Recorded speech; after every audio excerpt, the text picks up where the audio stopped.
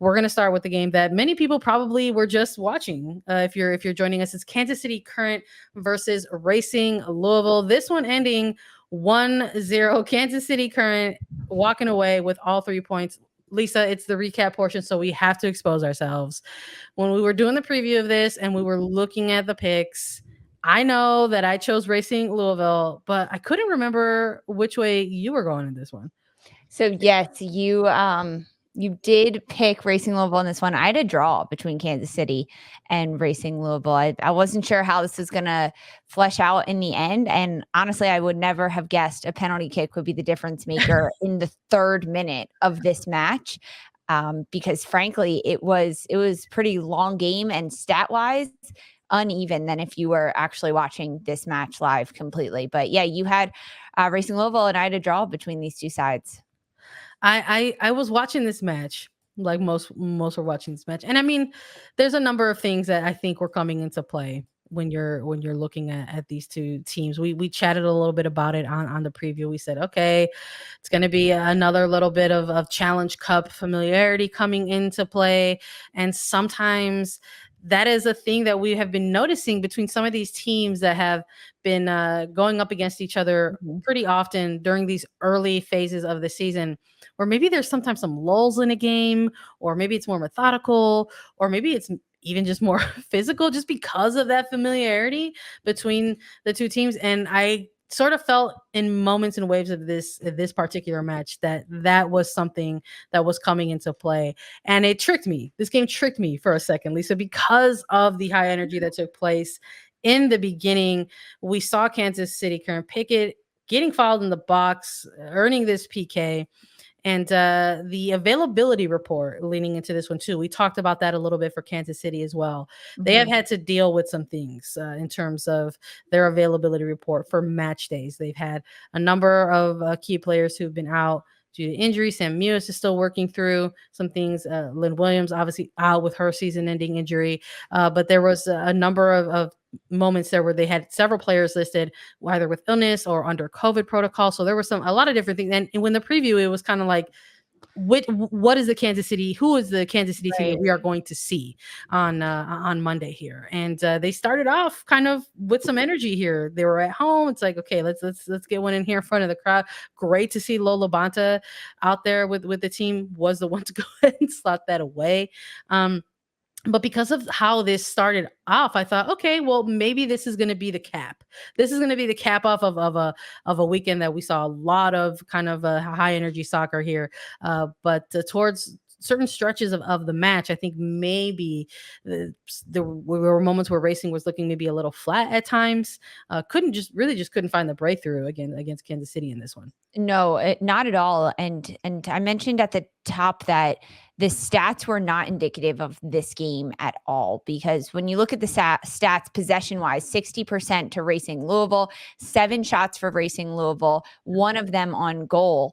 But Kansas City controlled this game with their energy that they had, the tempo that they had, a number of opportunities that happens. But having this penalty kick happen so early in the game against Holloway, who got her first minutes in the NWSL for Racing Louisville, it's really a tough way to start her career in the NWSL, because it was a tough penalty kick that did not need to happen, a tough foul that did not need to happen. And of course, Lola Bonta, who was one of those players out on COVID protocol, missing 2 matches for Kansas City, back, she steps up after Victoria Pickett gets pulled down, and LaBonta just nails this one. But there wasn't enough energy, enthusiasm from Racing Louisville. They looked flat, honestly. They looked like they didn't have a lot of intention to play and to win out this game. And even Kansas City at time kept turning the ball over. And there was a moment in this game where it honestly felt like the goalkeepers were just having a pass, because they'd play the ball out. One team would kick it down the line, a defender would collect it and pass it back to the goalie, and then the same thing would happen down the other side of the field. It was just back and forth. It was like a tennis match. My head was just like going side to side. It was like, can someone in the midfield grab the ball? Can someone get on it and control? I mean, when Victoria Pickett does pick up the ball in the midfield and she has space, she goes. And that is important to see. But as the game went on, it was like the air being let out of a balloon and the intensity just continuing to drop and drop and drop throughout this match. Yeah, it almost just sort of felt like maybe both of these teams only just had like a good heavy 45 in them, because we saw that I think more in the first half, and then you have this second half just where you really saw just kind of the energy kind of taper off a little bit. And that happens, sometimes in soccer. You maybe have a game where it's not as high energy or not as high octane as maybe another match that you have kicking off. But Mhm. in these halftime, you're talking the shot from Kansas City 3-6, and then to just close out this game, just adding one more piece. I know. Kansas City ended with 4, compared to the 3 that they got in the first half, and then Racing Louisville with 7. So they just added one more shot in the second half. So there was just I really do feel like this was maybe the game, because we did this in the preview, Lisa. We were like, here are the teams who played each other during Challenge Cup and the familiarity that is going to come into play with these teams. And I think this game, of all of the games where there was that heavy familiarity, that we kind of maybe saw it play out in this one the most towards the end. You just sort of saw how there was just kind of like, it was a little lackadaisical. But I think the biggest takeaway out of this one is, if you're on the KC side of things, congratulations, you got that first dub off your back in 2022. They're walking away with all 3 points in this one, I think, which is big, because this was a Kansas City side that we wanted to see that transition, that success and transition from Challenge Cup into the regular season.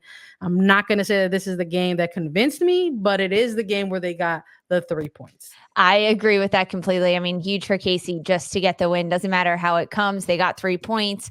It helps them out a little bit looking at the standings in terms of matches played and continuing to get points over other teams. But we're going to talk all about the standings a little bit later. But we still need a little bit more from Kansas City throughout this game. And for Racing Louisville, based on their point in the standings heading into this weekend, if they won, they could have jumped up and been top 3. But that did not happen. Kansas City able to shut them out and get a shutout. So huge for AD Franch in the back line. Hoping for a little bit more. The wheels are going to hopefully start turning for both of these sides, KC and Racing Louisville. We'll see. We got another one to talk about here. OL Reign versus San Diego Wave. Another couple of teams that faced off against one another during the Challenge Cup. This one going the way of the Reign, a 1-0 scoreline in this match. Rose Lavelle said, I'm going to do it myself. And here it is, a flying/diving header to finally get the breakthrough for this OL Reign side in this match. Because for me, Lisa, maybe a little bit of the opposite effect of some of the other games that or this game that we were just talking about, specifically with Kansas City and Racing. We saw again this OL Reign side at home hosting a team that, yes, they've got some familiarity with, but I was watching this game at moments, and not just this game in particular, but we're watching these games from OL Reign, and we're so impressed with the personnel on the pitch, no matter who it is, this buildup that they do in the attack, and we see it, and then it kind of fizzles out, or the shot selection is questionable, or it's just not something that's on target, and the team has maybe kind of struggled to sort of have those multi-goal games, but they have gotten the win off their back in last week, and now they've got another one to build off of. But it's another narrow scoreline in this one. But it was a game where we saw a lot of activity from Sofia Huerta once more. I believe my initial reaction to this as we were watching it, I was like, wow, Sofia Huerta's just out here manifesting attack and goals for this OL Reign side, and it just looks like it's almost like she's a magnet at some point. Like the players, the attackers are getting drawn to the service that she's providing into the box, and we saw that here with Lavelle in this very kind of later stage kind of goal. The breakthrough goal didn't come until the 75th minute in this one. It was a late game winner, but it wasn't for lack of effort. You touched on this. OL Reign, they can shoot, they can keep possession of the ball, but it's finding the final pass. We finally saw them be much more selfish in this game and taking more shots as individuals. Having Rose a little bit higher up the field, I think, helped as well. But in this match in particular, 14 shots for OL Reign, 6 for San Diego. In OL Reign's last 3 games, they have outshot their opponents 54-21. However, OL Reign has only scored 2 goals in those 54 shots, including the game from this weekend and the goal that Rose Lavelle scored. So the conversion rate is sad. It's disappointing, frankly, because they need to be finding the back of the net, right? Like, if you're getting all of these opportunities, 54-2, I am not good at math, but those are not good odds. And I can tell you that. But we saw really good things from OL Reign. I think their counter press was tremendous. We got to see Bethany Balcer be a lot more dangerous on the ball after dealing with a bit of an injury and coming in and out, trying to find that consistency from Balcer. We definitely saw that.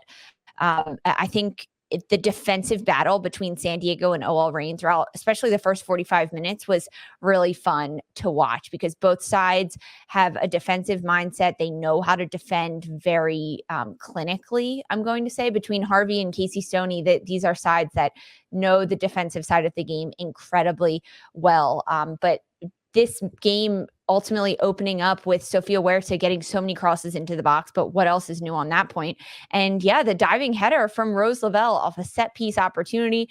We don't see that very often from Rose Lavelle, those types of goals. Yeah. And it was a beaut. It was one of those moments where Rose Lavelle was like, this ball's coming in and I'm doing anything and everything to get on the end of it. And it was a diving header, huge immediate celebrations. I mean, there's just something about scoring a diving header that makes it that much more exciting.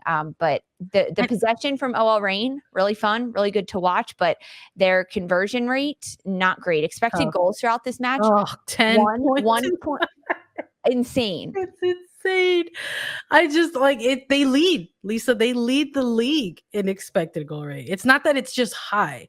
They lead all 12 teams. Right. Yes. Now, in 10.25. So that's what I'm saying. Where it's but like they've only scored 5 goals in 6 matches. That when I'm watching this again, I'm sticking with OL, by the way. I don't want this to make it seem like I'm bowing out, because this is a team that we did a preview on, largely over NWSL overview, but also Challenge Cup, and a team that I'm high on. I'm saying, listen, we're going to see big things out of this OL Reign side, and I'm really loving what we're seeing. Like, again, in the buildup, within the attack, it's just the finishing is just not there right now.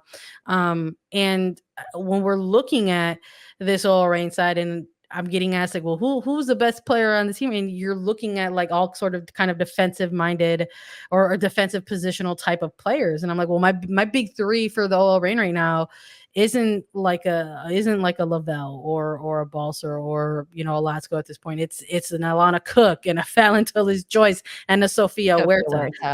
So it's like you're still looking because of so many clean sheets. I mean, defensively, OL Reign has been tremendous. A lot of credit definitely goes to Fallon Joyce, the goalkeeper, but the back line has been really good. And OL Reign can keep possession of the ball, which limits their opposition's chances. And that's defensively, it's been fun to watch. Yeah, I mean, I'm loving what we're witnessing out of, Fallon Joyce, what we're witnessing out of Alana Cook. I mean, quite frankly, not just for club, but when we're looking kind of with a little bit of a bigger lens and kind of a more longer term picture. I mean, Alana Cook is the best center back period right now within the larger U.S. women's national team pool. You have multiple players who have been dealing through injury, Abby Dahlkemper being one of them, as well as Becky Sabron, who's finally, getting minutes out there with Portland Thorns. But when we're looking at players who are available right now in that position, it's Alana Cook. You have Tierna Davidson, who's out for the year. So when you're looking at who is available and who's going to, be representing this team probably during a very big event like the CONCACAF W Championship, it's going to be Alana Cook. Like that's what's going to happen here. So for now, for this Reign team, again, we have said this, that it's not a moment to maybe kind of, ring the alarm, and somebody like Laura Harvey has never been the type to do that. But we're seeing a lot of the very good ideas that this team has right now. It's just a matter maybe of some of the execution. And I think for that breakthrough goal with Rose Lavelle, it just sort of even looked like for San Diego, like how do you lose Rose Lavelle? You like how do you just like you just sort of look back on that replay and it's kind of like, oh, okay, well that's a thing. And but at that point, I think a player like Lavelle was just really trying to gun for some things there. But I was happy to see that even despite the familiarity between the two sides, that it's I don't want to say it's this new rivalry or a budding rivalry, but there have been already multiple competitive matches that we have seen between these two teams specifically. And I'm loving the different things that we're seeing just on the pitch and the players who are out there, but also between the things tactically and the coaching matchup as well. So I'm really enjoying what we have seen out of OL Reign versus San Diego and vice versa.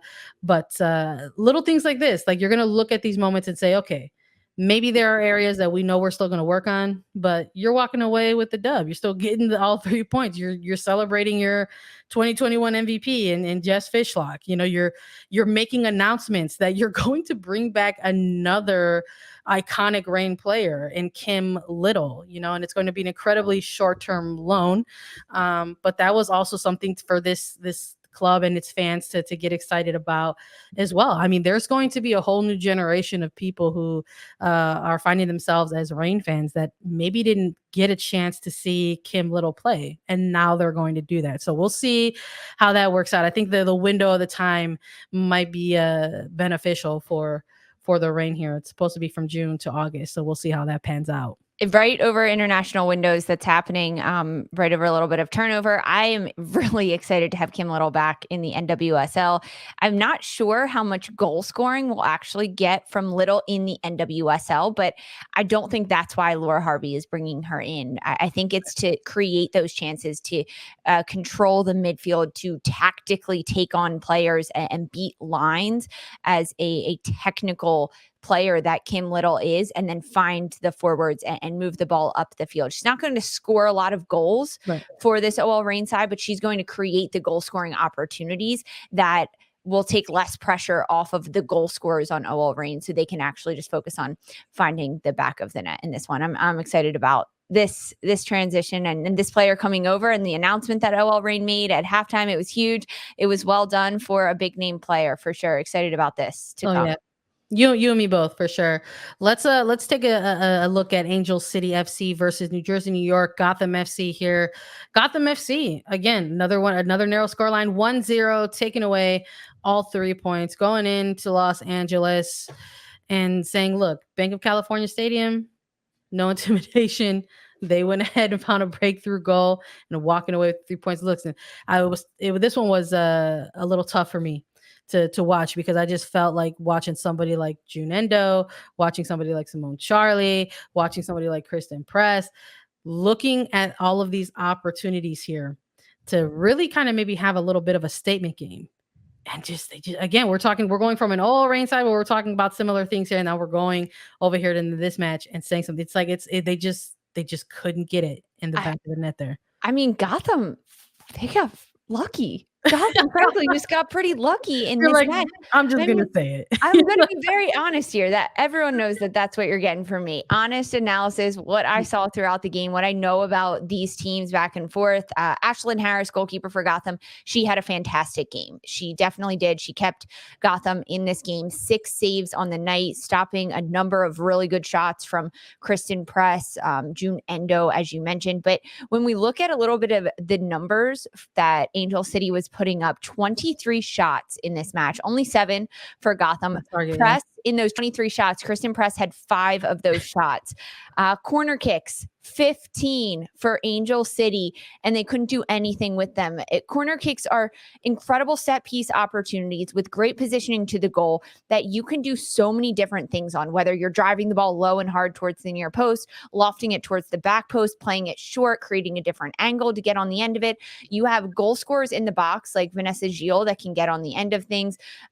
With McCaskill taking them, it changes the element of what's happening inside the box, because McCaskill is one that's going to be a cleanup player around the outside of the box. So if she's not taking it, you need someone else in the box that can get on the end of it.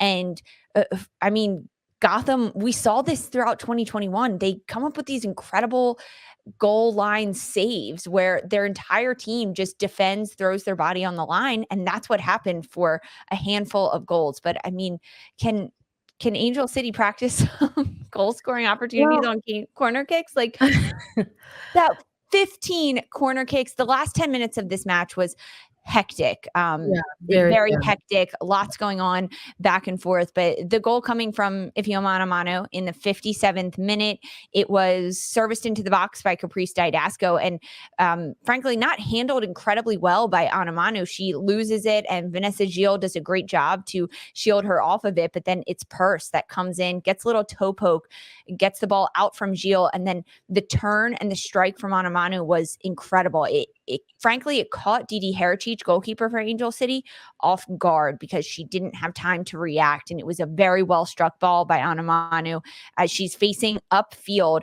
She doesn't even touch it. She just turns, gets her hips around it, and strikes it really, really well. But between the chances from June Endo, Kristen Press, great chances, and their 15 corner kicks, a lot of this game should be owed for Gotham to Ashlyn Harris in goal.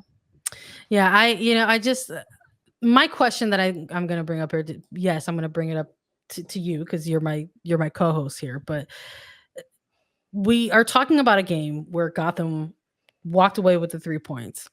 It's 1-0. Does this game show or give any of the answers to the questions that we've been asking of this team? No. Okay, that's where we are. Does it feel I'm going good to say be no? Because the goal, I mean, the opportunities that we saw Gotham had didn't come from incredible possession or great plays that they have or consistency in getting the ball wide and sending it in. Yeah. It was almost like a counter press that happened where they lost the ball and immediately tried to win it back, and then they were able to capitalize on that moment. But no, there are still so many questions around that's basically just my point and what I'm kind of leaning in on there. I mean, when we're talking about picks, we both went by way of Angel City, I believe, if I recall correctly. Yes, this match. We did. And a lot of that is because of the performances that we've been seeing from Gotham. They have not really been to the standard that they've kind of been setting for themselves, and they haven't been delivering. And I mean, we're talking about a team that is generating 3.06 of their expected goal rate, and that's last in the league. You know what else is also last in the league? Their expected assist rate in 1.97. They're also last in that. We're not seeing it, but they're walking away in this game with the 3 points. And I feel like this weekend was just sort of this all-encompassing type of weekend in NWSL where you realize like, oh, that's right. This is the type of league that we cover. That even though the prior matches on paper, the data that we have in front of us that we look at for this game, out the window because they walked away with the points, and they are the ones that have the 3 points in the standing. But that's why I brought up the question, because it's like, okay, well, let's look ahead a little bit for this team. Does this performance perhaps answer any of those questions that we had of them? And you say the answer is no. And I brought it up because I believe that as well. I believe the answer is no as well. So I just think that it sort of echoes a little bit to what their head coach said in their previous post-game match. Scott Parkinson's team has to look at themselves real deep right now. And I think that they still need to continue to do that moving forward, because it's officially 1 month, of the season in the books. May is gone, and they're going to be looking ahead, and it's going to just get more difficult, from here on in, as you start to finally develop a little bit of a rhythm. I think that's the other angle here that we're looking at for this particular side. A team that has been unable to maybe kind of establish a rhythm. They had to have one of their games rescheduled due to multiple COVID protocols, so it's tough to kind of get going in that, but we'll see. I still want to see that statement game from Gotham, because I just don't feel that this was it. Exactly. And on paper, Gotham's only 2-2. They've only played 4 games in the regular season, whereas other teams have played 6 and won 2, lost 2, but neither of them were a commanding win. And that's what I'm waiting to see from Gotham, or consistency in what they can do. So I still have a lot of questions about Gotham at this point, despite them getting their second win of the regular season.